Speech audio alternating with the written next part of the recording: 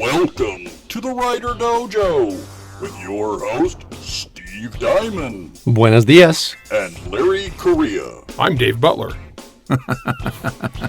Today's episode, Editorial Roundtable, Round 1. Welcome back, everybody, to the WriterDojo.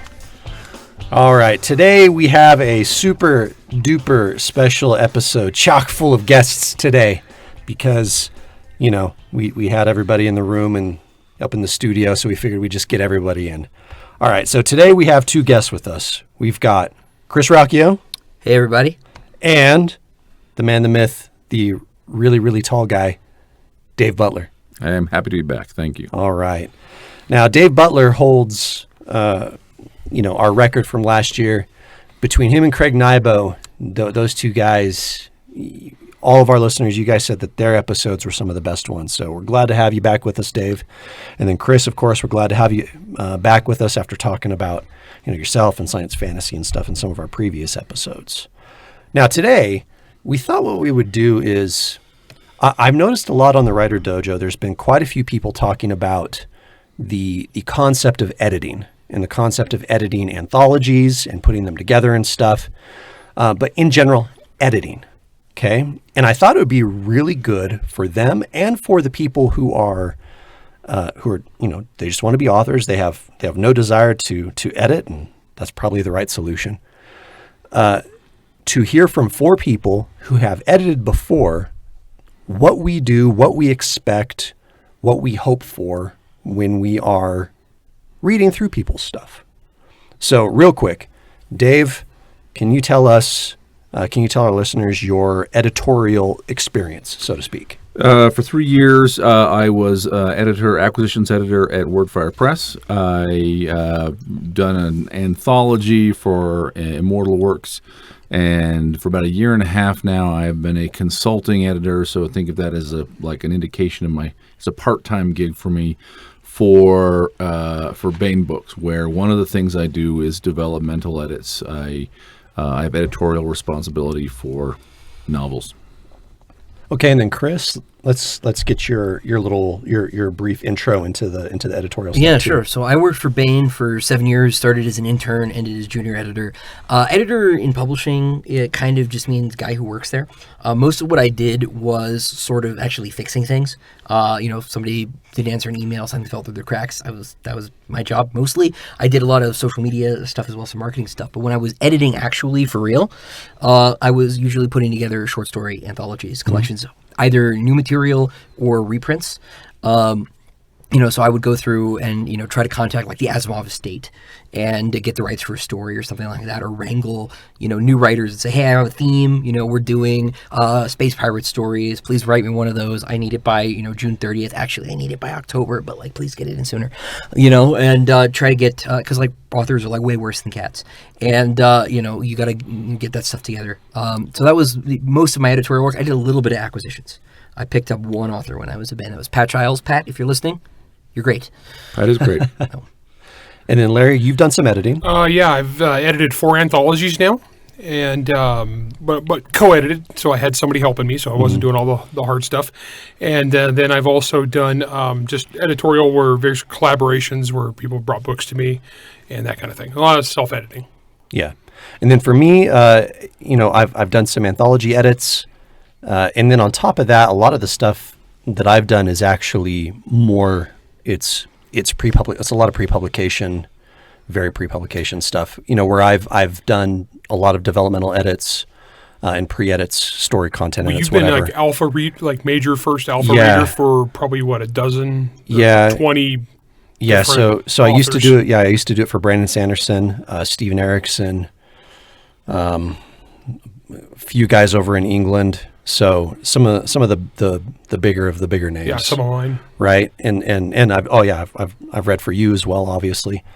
And so what I like here is that the four of us all have widely diverging areas and where we're coming at this subject. Now, from an editorial perspective, I guess what I want to hear is from all of us is what are kind of our philosophies when it comes down to what am I editing? How am I editing a person? I want to start with you on this one, Chris. Okay. Yeah. So the first thing you kind of need to do is not make the author into someone they're not. Right. You're trying to figure out what they're trying to do, what they're trying to say, with their story, what they want their story to be. And sometimes they'll tell you, or sometimes it's really obvious from the work. But sometimes, that's a conversation that you need to have, right? Because you don't want to make them someone they're not. Right, and you need to try and bring out the best that writer or that story can be. Now, I mostly, when I edited stuff, I was editing short fiction, right? But the one book I worked on was Frozen Orbit by Pat Giles, because I just mostly had another function in the office, right? And so, you have long conversations with the writer, like, what are you trying to do with this? Like, this is a series, right? Like, where are you trying to take the story? I don't know that you got there with this, right? You sort of look at the high level stuff first, and then you kind of work down towards the smaller things. You'll do the sort of big structural stuff, because there's not really a point in line editing until the structure of the story is kind of hammered in, because like you might delete a lot of the lines that you just edited and you're wasting time. So editing is sort of a process of that bit for Blade Runner where we're enhancing the photograph, right? You're zooming in, and then eventually you hand it over to copy edit, and they'll look at grammar and things like that. Because I guess one of the things we should say too is like editing means a lot of different things. Sure. In publishing, right? It means like people imagine it's like shaping the story and moving that way, or they imagine that it's like proofreading, and it's both of those things. But it's also like curating short stories. So like the word means a lot of different things. But we should specify real fast for the indie authors that are listening to this who are purchasing editing. Mm-hmm. You're purchasing basically a package. You're purchasing like what kind of edits, and so keep that in mind when you're hiring somebody, what their background is and what they're doing. Because like it said, like Chris just said, a developmental story editor is different than the copy editor. Yes. Very much so. Maybe that's what we're talking about. So a developmental editor shapes the story and says, hey, listen, we go flat in Act 2 here. We should, if you thought about having some additional action scenes, they might look like this. A copy edit is someone who reads through and is looking for things like inconsistencies, name changes or handedness changes or things like that. A line edit means someone who will go in and suggest improvements in your prose. And then proofing is someone who's looking for just mistakes. Now, in practice, the lines get fuzzy, right? And sure. Someone who is doing one will sort of lean across the line or, Yeah, if you catch a typo, you fix it. Right. But in theory, those are the four: developmental, copy, line edit, and proofing. Yeah. All right. So Dave, at what point... Okay, I guess so. Okay, you do acquisitions. I would say that I am involved in acquisitions. You're involved in acquisitions. Yeah. Okay, so let's run through the process for the general person who's submitting their manuscript. Let's say they submit their manuscript to Bain and it gets accepted. Okay. What are, from an editorial standpoint, what steps is an author going to be taken through? An editor hopes that he gets a manuscript that requires no work. How wonderful would that be, right? I can get paid for doing nothing. Oh, I just read this amazing science fiction novel. It needs no work. That's like the best case scenario. I get no jazz from changing a novel. In practice, it's not very many novels that require or could benefit from no changes. I'm asking you over here grinning because I have a really good track record on that. So an editor is assigned. The editor is going to read the novel. What you'll get from, I think, any of us is two things. One is a letter, could be in the body of an email or a separate Word file that says, hey, great job. I like this book. Here are some suggestions and a relatively limited number of comments. I have been edited at Random House. We went through 3 turns of developmental edits, right? Oh. Bain is unlikely to do that many turns. We just operate on a much shorter timeline. Might be a couple, might be one, okay? Very occasionally might be 0. So assume, though, you'll wait some time. Hopefully the editor tells you, hey, by the way, I'm assigned to work with you, so if you got any questions, reach out to me anytime, right? That's good practice. You get a letter, and you probably also get the manuscript. If it's from me, you have a bunch of track changes in it. Tony tends to print them out and mark them up by hand. And there will be additional comments in the hand notations or in the track changes in the manuscript, some of which go to kind of copy edit or line edit level comments, or even, right, this is my point, those edits kind of bleed all together. But the principal purpose is, this is your developmental edit. And you'll get a deadline which says, please have it back by such and such time. And you should take that deadline seriously. And you should also know that if you really need to, there's probably a little bit of fudge built into it, and you could probably slip 2 weeks. But you should talk to your editor if that happens. You should say, hey, I'm not going to make the deadline. And is it okay if I wait 2 weeks? Okay. But because we have a relatively short editorial timeline, what that means is your book is being put into the calendar and a cover is being commissioned while you're doing this turn. Yeah, and also we do e-arcs, which are early release versions that often aren't fully finished for the people who just can't wait. And that can be fairly lucrative if it's a book that's in demand. So if you are not hitting those deadlines and getting your manuscript back to the editor, you may lose that income. Right. And we have to crank up the sales force to go talk about the book to bookstore. So there's a lot of reasons why it's important for you as and by the way, you want us to come buy a second book from you too. So you want to be someone who hits your mark and is good to work with, right? So it's okay if you're not. We have planned on you missing your deadline a little bit, right? But you should just talk to us. Usually you make the revision, you send it back. Probably that's basically the edit. I, as editor, say, hey, this looks great. Maybe I have like a last question or two. Probably not. I send it on. It goes to copy edit. Usually you will get back the track changed version of your file. By the way, please don't submit like RTF files and PDFs. Like if you don't have access to Word, I understand, but like Word is the standard, unless there's a problem. You'll get back the track changes. Here are all the suggested changes from the copy edit, and you decide what to do with those. All right. Okay. So as the author, how much give does the author actually have in terms of saying, I'm not making that change? Well, this is an interesting question. I like the way Christopher talked about this. And actually, I find that a very sort of simpatico viewpoint. I think about this in terms of the record, really the recording engineer, Steve Albini, who has a recording studio in Chicago. I think it's called Electrical Audio, and he's famous. And there's a famously controversial album he recorded, which was Nirvana's In Utero. Okay? And Albini's point of view is, I'm not a producer. I don't come to you with ideas about what the record should be. I don't supply tracks for you to record. I am an engineer. I'm here to facilitate your vision. And so In Utero was controversial because Nirvana's vision got recorded, and the record company didn't like it, right? So, look. You're the writer. It's your book. You should probably realize that if you are a pill and a pain about everything, and we think you're going to insist on silly things, we might not buy a second book from you, right? Now, that's totally your prerogative. By the way, if you're enough of a pill, we might say, we just won't even publish this one.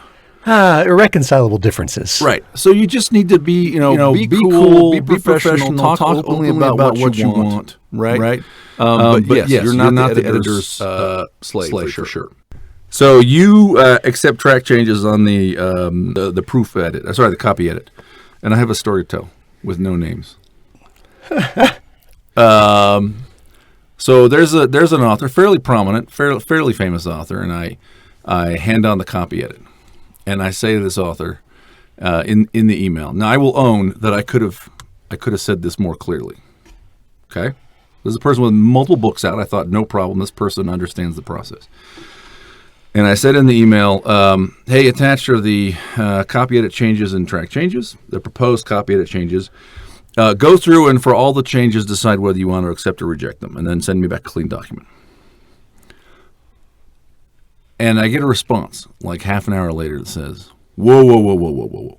I'm not going any further until I get clarity from this. Do you mean I have to accept all or reject all changes? It's a binary choice. Either I take it or leave everything. I will make no further work until you clarify. And I have to go, okay, look, go through and for each change, consider whether to accept or reject it. Gosh. Make your decision, right? So, yeah, the answer is that you go through and for each change, right, decide whether you want to take the change or not. If it's clear, if they're clearly right, I, by the way, will look at the manuscript before I send it to you. If the changes are clearly right, I may just make the change, just save you the hassle. Okay? If it's because you don't know how to work, you don't know how to use quotation marks or something, right? If that's the case, yeah, yes. Those things happen. So goes back into the factory. We have kind of air traffic controller ahead of production who moves manuscripts in and out right into the various phases. You get it at the same time as the proofreader. So after copy editing, it gets typeset. And you get a PDF version. And at the same time, a copy editor gets a PDF version. And the copy editor is going to go through and take a week or so and they're looking for mistakes. Right? Now, they may occasionally give you a good hey, I caught this. This was inconsistent right, because of this. The gunpowder trail seems disconnected here. How'd the fire go across it? You probably want to say blah. But mostly what they're there to do is say, here's a bunch of spelling errors. And sometimes put in new ones. That is true. Yeah. And you have a chance to go back and you can, if you want, reread the whole document at that point. Now, by the way, the later you are delivering us the manuscript up front, you might not have this bite at the apple if we're too pressed for time. That's the process. At that point, by the way, I think it's when you get the copy to be proofed, that is the eARC copy, I think. Yeah. So your proofing changes after that don't go into the eARC. Right. Yeah, I want to circle back to your question about, like, do you have to take all the edits or, like, how do you negotiate that? One thing I may think it behooves writers to recognize, too, is that you don't have to take the correction. You can say, like, oh, like, the editor says there's a problem here. I don't like their solution because it's wrong because they don't know about book 27 yet. Or I don't like it because I'm me. But maybe, like, I should think about doing something differently, right? And merely the fact that the editor has identified what a problem, right, is an opportunity to maybe change something. And so, part of the negotiating process in terms of listening to your editor and going back and forth might just be that, right? It might just be, well, they tripped over this, and, like, they're a reasonably smart person. They do this for a living, after all. Maybe I should change something, right? I've done that a lot. There have been a lot of times where I'm like, oh, yeah, like, that is not a very good solution. I, in fact, do not like that. So we're going to do something else. And you go in a different way. Because, of course, you know your book better than your editor does in terms of, like, your world building and your plans and things like that. Sure. So at the very least, you can consider these opportunities for improvement, whether or not you take the prescription or not.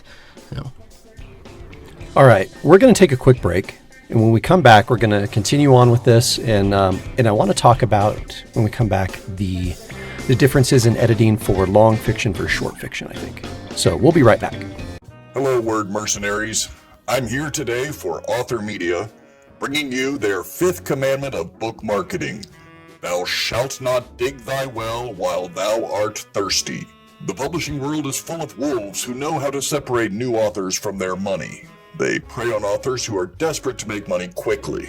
Remember, the wee little pig who quickly built a straw house got eaten by the big bad wolf. Building with bricks is more expensive and time-consuming, but it's much sturdier in the end. It takes time and money to develop your craft and build your platform. Most authors give up before they get good enough to see success. So pick a pace you can afford to maintain for 10 years. Publishing is not a way to get rich quickly. Only the big bad wolf says otherwise. To learn more about how to survive long enough to become successful, check out the website authormedia.com or tune into the podcast Novel Marketing. All right, welcome back, everybody. Okay, first half of the episode, we heard from Chris and from Dave kind of, their approaches towards editing. Dave walked us through more or less the process, the step-by-step of how you as the author are, in a traditionally published sense, especially from Baen, how you would typically receive these edits. Now, again, if you're self-published, this whole process could be different. Now, I happen to know a few editors who do developmental edits for pay and all that stuff, and and they typically, once they run it through everything, they typically go and find you like a copy editor that they trust to run you through all the other stuff, right?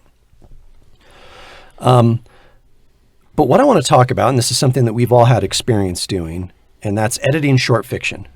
And that's, whether we're talking about, as Chris mentioned earlier, the herding cats aspect of it, the recruitment of authors, to as Larry has talked about in previous episodes before, the editing of these people and at different levels. I just finished one actually last Right. week. The Down These Mean Streets, the third noir sci-fi fantasy anthology that I've done with co-edited with Casey Ezel. We just barely wrapped that up last week. Sent that in. Yeah, and I found I've been edited on the short fiction side, and I've edited short fiction, and I find the process to be mildly exhausting when it comes to Yes. editing short Same. fiction. In fact, I've edited some of Dave's short fiction. Now that I think about it, and granted, Dave was easy to work with. Larry was easy to work with. I think the biggest thing that I've noticed in this is I discover who I will and won't work with again. Sure. After I've done a short story collection. Absolutely. So what about you, Chris? Have you? What are some of the things that you've noticed when you've been collecting short fiction and how to do it? In terms of like the who I will or won't work with again thing, Sure. we're doing like war stories. Yeah. The real problem for me, Without naming anybody. yeah, of course. Because I'm sitting right here, Chris. Right. It was all you, Steve. But the real trouble with me actually was dealing with reprints of older stories. Because for one, you have to figure out who owns the rights or if anybody owns the rights. And there's not really a clear, like you can't just go online and be like, is this public domain? Yes, no. Like it's a little bit more porous than that. You have to, like, because it depends on when it was published, the laws will be different, they're covered differently. That's annoying.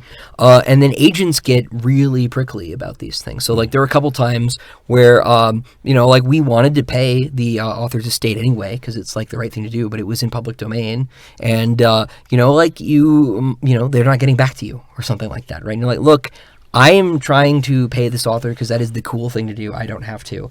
They don't like that, obviously, right? And they get like, well, if you're so confident, like, go ahead, make my day, right? Like, that's fun. Those agents I work with exactly once, right? There was another one we wanted to reprint this old story. And he was like, yeah, sure, we can do that. Send over your offer. So I did exactly what you're supposed to do and send a first draft of a story contract over because that is the best way to detail your offer. And he's like, whoa, we didn't get anywhere near contracts yet, man. Like, I don't know who you think you are. I'm like, I don't know who you think you are. I don't need this story. Like, I have like a list of 45 here. Like, it's ridiculous. So usually, authors, if you have an agent, like, you might want to talk to them about some of this stuff because, man, like, I've not bought some of your stories because of their comportment. But then you've got like you've got authors who they just don't answer emails, right? They think that your deadlines are suggestions. That's hard. It's those soft skills that sort of alienate me as an editor working and putting these anthologies together. I have never, that's not true. On one occasion, I will not work with an author again because the story was so bad. I just I'm not touching that person ever again. Geez. Again, I'm right here, Chris. Yeah, it was Steve, everybody. It was Gosh, totally, dang it. it was totally Steve. Actually, it was Dave. No. There is a double-edged sword there, though. So I know.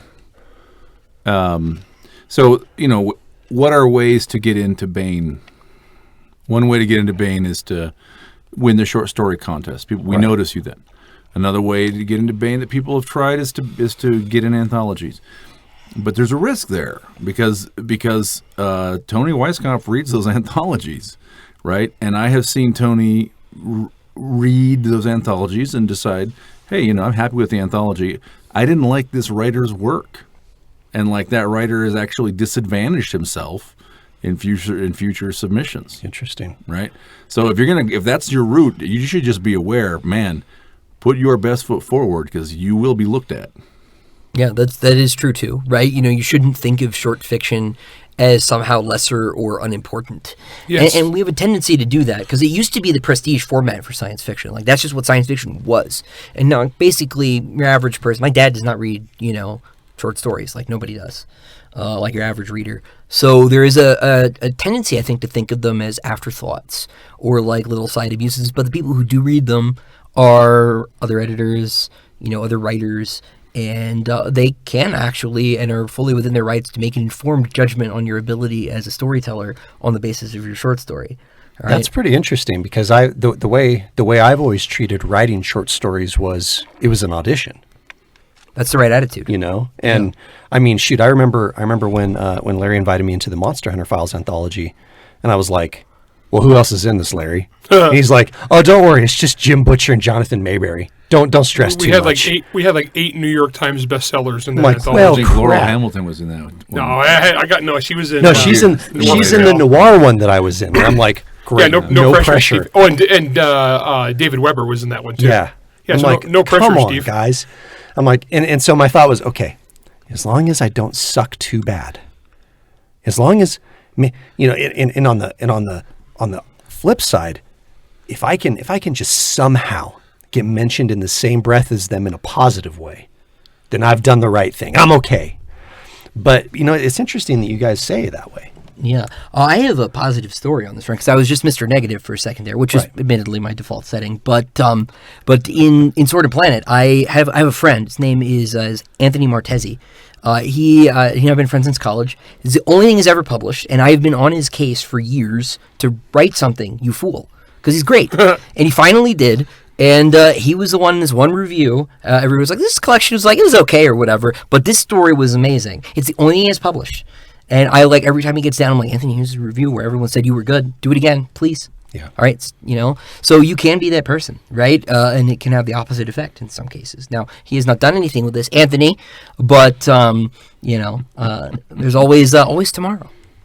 I'm curious, Larry, when for things like, say, Monster Hunter or Noir Fatale and stuff like that, how do you go about wrangling the different voices and the authors that you want to be in there?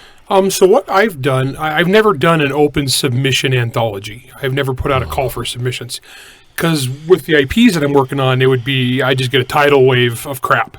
No offense, but people would just throw stories at me, and I don't have time to read 1,000 stories. So what we've done is it's been invite only, and in each time I've sat down with my co-editor, or whoever I'm working with, and we kind of like make a wish list, and we would go by tiers. And then we got the suggestion from Tony Weisskopf. Mm-hmm. So you have your A tier. And so let's say if there's going to be 12 or 14 stories, we'll have 12 or 14 places. These are the authors we would love to have. This would be ideal. This would be our dream casting. Then there's your B list. That's like whatever you don't fill from the A list, this is your second tier of authors you would like to have. And then you have your C list. That's like your fallbacks, And then there's me. I'm on the D side. For Diamond. That's right, baby. D for Diamond. No, well, hey, there's nothing wrong on D list. I'm a D list author, right? In the alphabetical list author success. Yeah. But in each case, I've been able to fill the stories off of fill the anthologies off of the A list and the B list. Each one I've done so far. Plus, it helps too, from an editorial perspective, if you get a reputation that your anthologies do well. So for example, Monster Hunter is one of the best-selling anthologies we've ever had. I checked. We are being beaten by one Larry Niven collection and one Honorverse. That's it. At Bain? And so it's one of the best-selling anthologies we've ever found. So for Monster Hunter, it's just A-list. Like if I invite somebody to Monster Hunter, they jump in. We've had people who have made as much money on that short story as they did on their first novel, usually. Yes. Yeah, like I'm not, it's not even a joke. Now, the noir ones, they sell more like traditional regular anthologies. So that one has been on like the A-list, B-list. I haven't gone beyond that. But it's actually kind of cool. You throw it out there to people. You approach them. You say, hey, I think you do a great story for this. Would you be interested in providing a story? Here's the theme. Here's the details. Now, sometimes you approach people you think would be a fantastic fit. I can name some authors that you guys all know, and they're great authors, but they're just too busy. They just don't have the time to they don't have the time to take on another project. And you know what? You respect that. Because I've turned down, I don't know how many people. I get asked to do an anthology, and sometimes I can, sometimes I can't. And it's just, as the editor, you can't take that personal. Well, and there's there's a lot of authors out there who understandably would rather have, Dave editing their novel for them than a short story, because that novel is going to pay a bill. Whereas, hopefully. Yeah. Whereas that short story might, buy you lunch tomorrow. Yeah. I mean, so Monster Hunter files will buy you a nice used car. That's true. Okay. So it's one of those, you take the projects as you come. As the editor, you can't take that personal. I approached a guy who I'm a huge fan of, and I love his work, and I think he's brilliant, and I thought he could have just did the best noir story ever. And I went to him. I'll tell you guys afterwards. But a great guy. He would have loved it. And he's a fan of my work too. And we approached him. He just couldn't. There was no way he could squeeze in another thing. And you know what? That's fine. And there's other authors that, as you do this as editors, you guys will know on this too, that you build relationships of trust with over time, where you have given them stuff and they have given you stuff. You notice that I'm in a lot of Jonathan Mayberry edited anthologies, and Jonathan's been quite a few of mine. Because I know Jonathan, I know what he delivers. He's awesome. He's fast, and boom, boom, boom. He'll get you whatever you want, on theme, on track, done. He does the same for me. So there is definitely this interpersonal communication part of editing. Have you guys noticed that too, Dave and Chris? Have you guys noticed that there's certain people that you're like, well, crap, that guy was awesome to work with. I want to work with that person again, whether in terms of short or long fiction.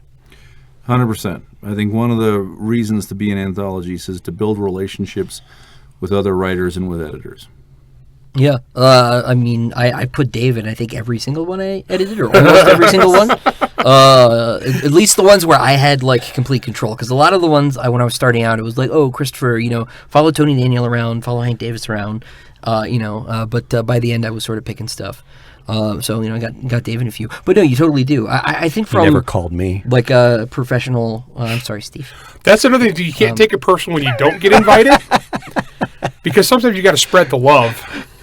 Yeah, that's true. Plus, you and I didn't know each other. That's point. the actual thing. I was going to point that out, but I also was, should I just let it go? Just look like the heel on this episode. But yeah, no. The reality is that unless you're in Monster Hunter files, you're probably not going to make a lot of money on your short stories, right? It probably will just be the upfront money that you get, right? Or if you're doing an indie anthology, you'll get a pro rata share of the whole thing, right? Mm-hmm. And that might not be a lot. Right, although there is one, and Dave's in this one too. I still get $15 every couple months. Yep. It's from 4 years ago. It's kind of awesome. Yep. But go to lunch. But what you're doing is exactly that. You are you're making friends, right?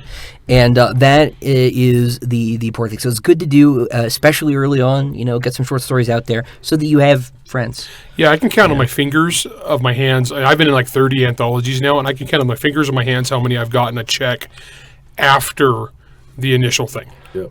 Yeah, I've actually been in quite a few anthologies, and I've gotten checks from three. And one's because I edited it, so I got a bigger share. Sure. Yeah.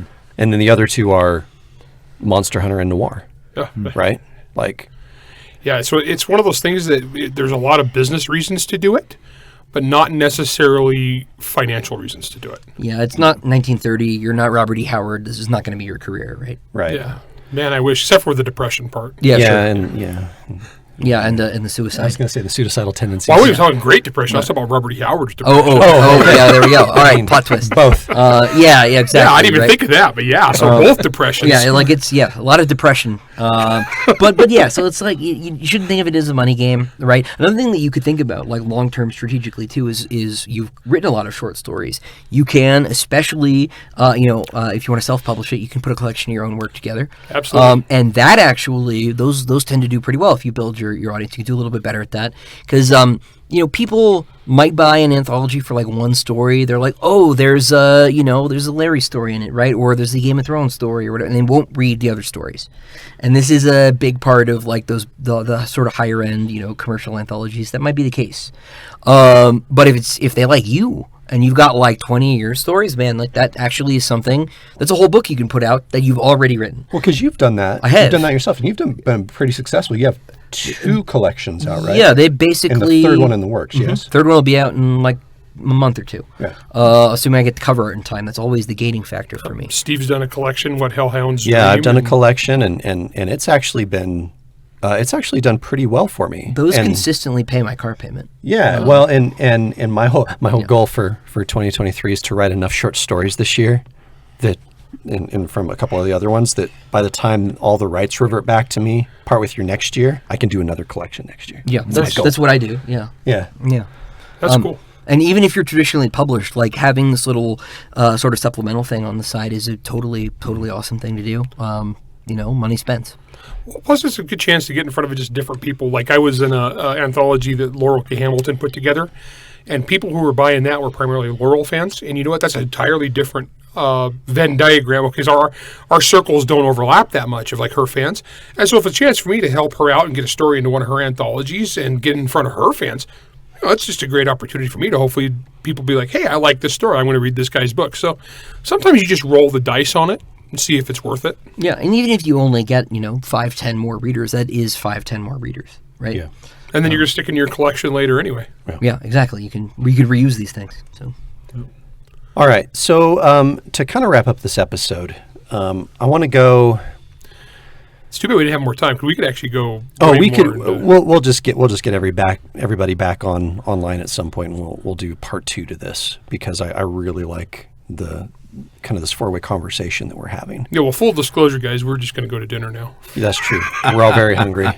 All right. So what I want really quick is kind of in as concise form as we can get the reason, because I know we have people in our listenership and in our Facebook group. And if you didn't know, you can go to our Facebook group. It's the WriterDojo Facebook group. We'll let you in most of the time unless we hate you. And we'll let you in and you can go in there, and we actually have a really good group of people in there, a lot of good experts. But we do have quite a few people in there who actually want to be editors. So my question is, for all of us here, why should you want to become an editor? I'll start with you, Dave. Unless you want me to start with Larry. I can start with Larry. There are some reasons that are really personal to me. Okay, yeah. So let's talk about that. I volunteered. I reached out to Tony Weisskopf when Tony Daniel left Baen to say, "Hey, listen, I very much like Baen Books, and I want Baen Books to succeed, and I want to make sure you have enough manpower, and I want to help you." And by the way, that's basically the same basis on which I volunteered with Wordfire Press 6 years earlier. Right? You need someone. I'm here. Let me help do the job because I want you to succeed. I think the other big reason is I actually care what gets published. I actually care what is out there in the world of fantasy and science fiction.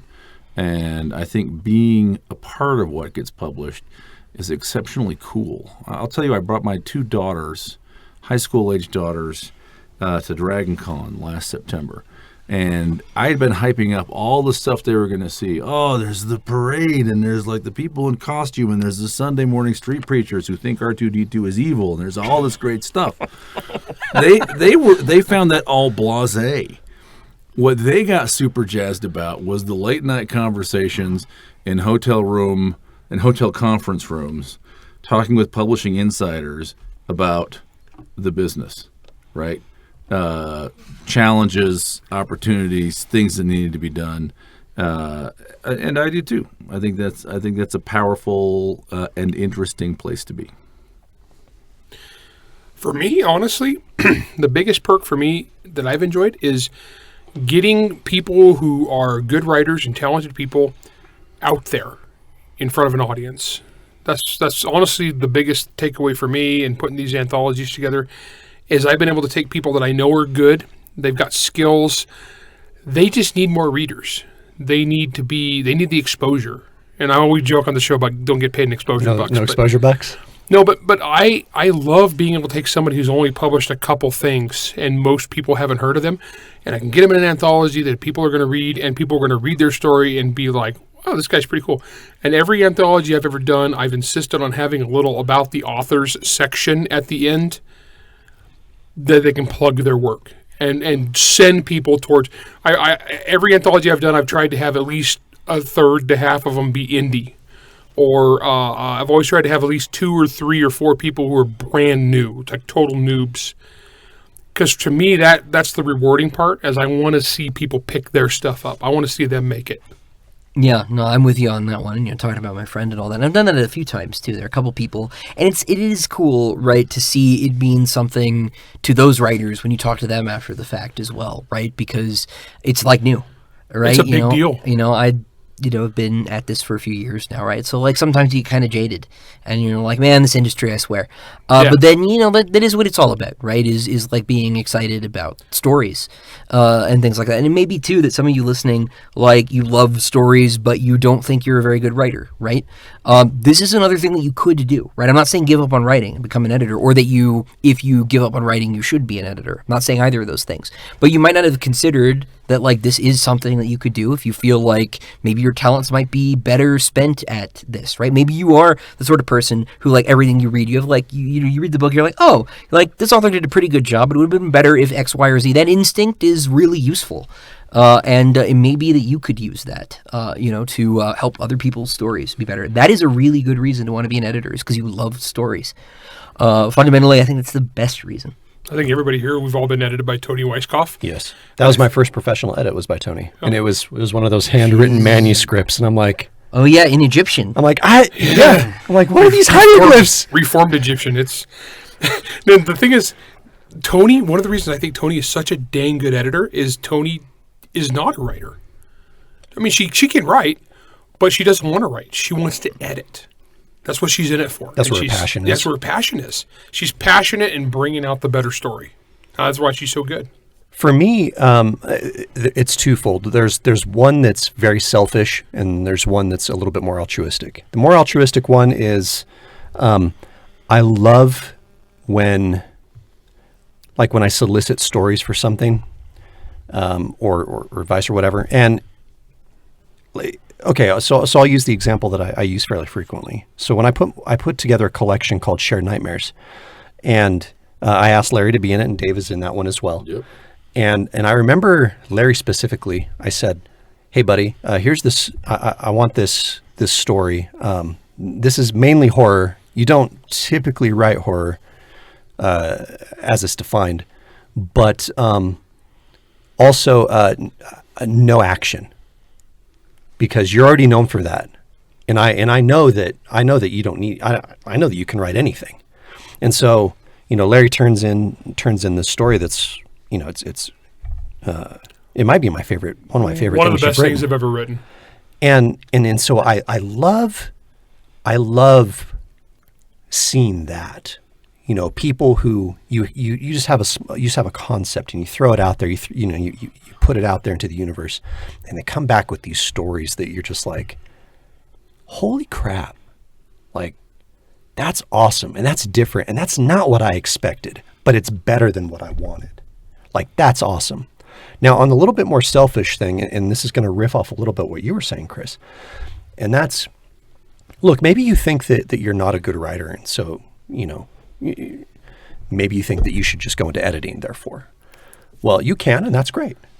I know that from reading some of these, like when I did a lot of pre-reading stuff for Brandon or for Steve Erickson or for Larry or whoever, reading that stuff and seeing it from a critical eye and seeing how they put things together, from putting together a collection and seeing how other people write things and seeing how they do it, it's made me a better writer. And I think that there is an extreme amount of value in that for someone like me. Oh, absolutely. They are like dependent skills. Yeah. Right? Because you need to edit your own work if you're a writer anyway. Yeah. Right? You need to be a part of that process, right? We're talking about how, you can take, your editor's complaints and come up with a new solution. Like, if you're a bad editor, you might not be able to do that. And at the same time, too, right, you need to understand what good writing is to edit. So it's not like these are mutually exclusive phenomenon here. All right. So here's what I think we're going to do. We're gonna put a pin in this one. We're going to call this part 1. And so while me, Larry, and Jack figure out how technology works, because we're old and dumb. Larry and I are old and dumb. Jack's actually pretty smart. He's just old. He's just old. what we want you to do is we'll reconvene these 4 people at a future date. So what we want you to do is submit questions to us about things that you would like either Dave individually or Chris individually, specific things that we can all answer that you think would be interesting based on what we've already talked about today. And I think that'll make for a really fun future episode. It'll be very personalized to you listeners. So again, Dave, Chris, thank you guys again for coming on to the show. It's always awesome having you guys on. I always feel more intelligent when these 2 guys are around. I just pretend I talk a little bit like them and it makes me sound more intelligent. It's great. Because by comparison, you sound good. Nice. All right. Thanks for having me. Yeah, I'm glad. We're super stoked that you guys could come out. And we hope that you listeners have enjoyed this as much as we've enjoyed having this conversation with them. So again, this is the Writer Dojo. Thank you guys so much, and we'll see you on the next one. Writer Dojo is Steve Diamond and Larry Correa. Produced by Jack Wilder and Bear and Hare Studios. Theme song, Word Mercenaries by Craig Nybo. New episodes come out every Wednesday wherever you stream your content. If you enjoyed this podcast, you can help support us by going to anchor.fm/WriterDojo, by leaving a 5-star rating and review, and by helping to spread the word. To advertise on the Writer Dojo, email ads@writerdojo.com. All questions and comments can be emailed to questions@writerdojo.com. I forgot how much you guys cough. That's awesome.